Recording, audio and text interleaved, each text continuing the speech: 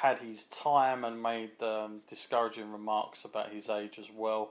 So I think at this point, the reason I threw that in there is that I think just because he'd lost the WWF title, he wasn't looking at this point to getting out of the WWF. I still think backstage with the Clique, there was still a lot going on with those guys politically, and I just think it was what it was. I think even like Matt alluded to, I think Kevin Nash is quite a realistic guy about his abilities, and I even think he would have been the first to have thought that it's probably not working as well as it should be.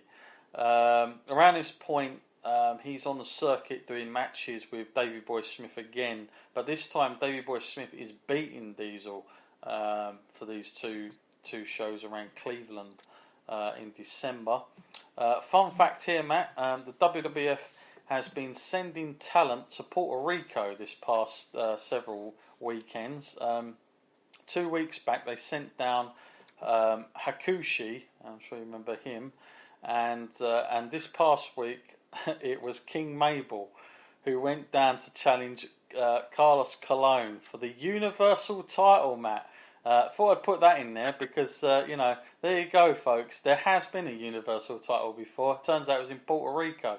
Carlos Colon, Carlito's dad, already had it.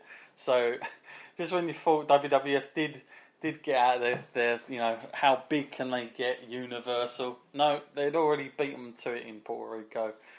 Carlos Colon, there you go. Maybe they should bring him back now and do some sort of story angle with it. It's now reported as well that Diesel will be in action at the next In Your House show up against, this time, Owen Hart in this one. WWF received complaints, by the way, regarding Bret Hart and Diesel using chairs and Diesel mouthing the words motherfucker at the Survivor Series. They are trying to do balancing act between making it a rougher product but not aligning themselves with an adult audience or sponsors. That isn't going to be easy, reports Meltzer. I don't really remember that too much in the match of Survivor Series, but the fact that they got so many complaints about chairs, Matt, does make me laugh that people were so worried about it all the time. Did you catch that at all, Matt? Well, considering the turn that WWF would take in regards to like chairs and how the frequency that they would be used, it did seem kind of silly now. Yeah, that got lost. Okay, so to end this one up, we head into In Your House, and it's this time it's Big Daddy Cool Diesel himself going in against Owen Hart.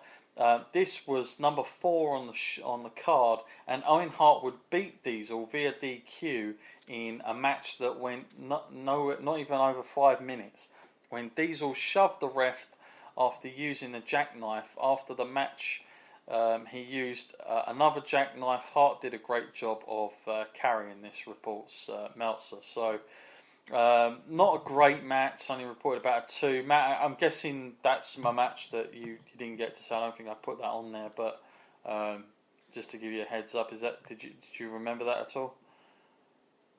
No, that one's actually a gap in my memory there. But it doesn't sound like one that's particularly worth revisiting then. No, it wasn't. Not for 5 minutes worth. And it was apparent how far down the card he'd kind of gone as well. Okay, well, folks, that ends this part of the Wrestle Line, part 2 of Diesel. Don't forget, guys, would love to hear your feedback. Don't forget to email us at wrestleline@gmail.com. Don't forget you can hit us up on Facebook, and if you haven't subscribed already, please do so, and give us some feedback. We're always looking for that. Matt, as we come to the end of this part, I kind of feel like the journey has been somewhat, it started off so positive. I think coming off of certainly part 1, where he'd won the belt, and being that we'd not covered the champion up until this point, I was expecting quite high things, I guess. But, when you look at it in this context, it's only until you look at it in a timeline format, you think to yourself, now I know why it went wrong. It seemed like it was mistake after mistake in this one, Matt, and I know we've got one more to go, and it is his last part of '96. But what do you take from this year of '95, Matt, for Diesel? And was there? Do you feel that he was pretty much hard done by, or because other people will argue, well, he did have the belt for so long, he should have made the best of it. Where do you lie with that, Matt? Well, like we were saying before, he's had plenty of time to prove his abilities. A year is a long time, and even though he was putting on matches that were completely lackluster, most of the time, Vince was giving him the benefit of the doubt, and all you can do is try and up your game. But I think he had a limit on his potential, and he reached it very early on. So there was nowhere to go for him because he was giving it all he had, and just sadly that wasn't enough. And the people that actually worked with him and put on a decent match were really limited, and you couldn't just wrestle the same people again and again. I'm thinking the same lines as you are there. Well, okay, folks, that's the end of this one. Don't forget to join us for the final conclusion to Big Daddy Called Diesel when we go into 1996. Until then, folks, take care.